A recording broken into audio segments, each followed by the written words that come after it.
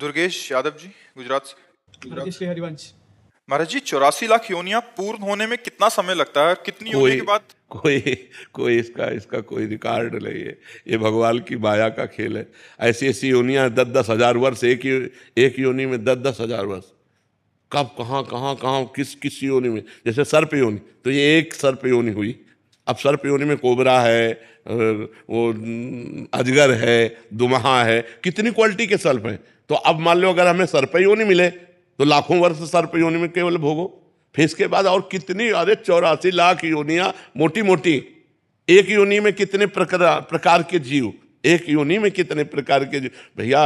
इसलिए 84 लाख योनियों के पार करने की मत सोचो, इसी में काम बना लो। जो मनुष्य शरीर मिला है, इतना भजन करो कि अब 84 लाख योनियों में न जाना पड़े, भगवान का आश्रय मिल जाए, हमें भगवान का भजन करने को मिल जाए। अगर हमारा जन्म हो तो पुनः मनुष्य जन्म हो और हम फिर भगवान की आराधना करके, समाज की सेवा करके भगवान को प्रसन्न करें। अन्य योनियां बड़ी दुखदायी हैं, किसी भी योनि में सुख नहीं है। अब मान लो कांटा गड़ गया, तो किसी पशु के कांटा जंगल में गड़ गया, अब वो ना निकाल सकता है ना अस्पताल जा सकता है। अब वो पकेगा और जब जैसा कुछ होगा तैसा होगा, नहीं तो उसी में मरेगा। कितने प्रकार के कष्ट जीवों को भोगने पड़ते हैं। सब जगह थोड़ी दवा पहुंचती। मान लो आपके घर का पशु है तो दवा करा दिया, लेकिन जंगली पशु है, कौन दवा करा। अब जबरदस्ती सिंह गिरा करके मार करके खा रहा है उसको, अब कितना बड़ा कष्ट है। जब तक उसके प्राण नहीं निकल जाएंगे, अब वो आगे से एक दाबे पड़ा है और पीछे से एक फाड़ फाड़ के खाना शुरू कर दे, जिंदा खा रहे हैं। कितना भयानक कष्ट वो भोग रहा है। हर योनि में भयानक कष्ट है। देखो मनुष्य कैसे कर रहे हैं, बकरे का पैर ऊपर बांध दिए, नीचे आग लगा दी, जिंदा भून रहे हैं। कितना कष्ट पशुओं को, पक्षियों को, अन्य जीवों को दिया जाता है। घिया तरोई ऐसे मुर्गा लोग खा रहे हैं, नहीं खा रहे हैं पशु पक्षी बकरा कैसे। अरे बस नाम जप करो, इस माया से मुक्त हो जाओ, तभी सुख है। भगवान के धाम में सुख है, भगवान के नाम में सुख है, ये माया में सुख नहीं है। चाहे जितना कमा लो, मरो तो 5 रुपया भी साथ नहीं जाना। चाहे जितना प्यार कर लो, मरो तो अकेले जाना, कोई साथी नहीं मिलना। ये सब बड़ा विचित्र खेल है यहाँ का। इसलिए नाम जप करो, भगवान की शरण में रहो। क्या ऊंचे नीचे धर्मी को श्री जी मिलेंगे? पक्का मिल जाएंगे। हमें जन्म ही दिया है, हमें जन्म ही दिया है अपनी प्राप्ति के लिए।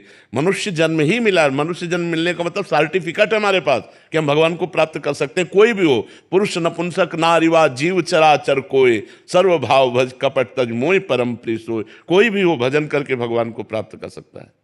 सुरभि जी, अंबाला से। राधे राधे। राधे राधे महाराज जी। महाराज जी, भगवत गीता में कहा गया है, ब्रह्मभूत प्रसन्नात्मा न सोचती न कांक्षति। जो भगवान में स्थित है, जिसका मन शांत है, वह न तो शोक करता है, ना ही कोई कामना करता है। महाराज जी, ये स्थिति अपने अंदर कैसे ला सकते हैं? जब आप खूब भजन करोगे, तेषाम सतत युक्तानाम भजताम प्रीति पूर्वकम ददामि बुद्धि योगम तम येन माम उपयांति ते। गीता में भगवान जी कहते हैं कि जो निरंतर मेरा प्रेम पूर्वक भजन करता है, उसकी बुद्धि का योग करा देता हूँ। अर्थात बुद्धि ब्रह्म में स्थित हो जाती है, तो ब्रह्मभूता हो गया हो।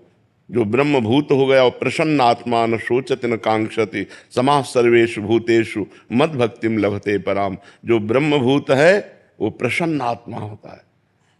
जैसे हम बहुत जन्मों से बिछड़े हुए भगवान से जब मिलते हैं, अपार आनंद, उसी आनंद में न कोई शोक है न कोई चिंता है। ये मेरी पराभक्ति का लाभ है। भगवान कह रहे हैं, ब्रह्मभूता प्रसन्नात्मा न शोचति न कांक्षति समाः सर्वेषु भूतेषु मद भक्तिम लभते पराम। वो समस्त भूतों में एकमात्र सम तत्व ब्रह्म को देखता है। ये मेरी भक्ति का परम लाभ होता है कि उसे अखंड प्रसन्नता प्राप्त होती है।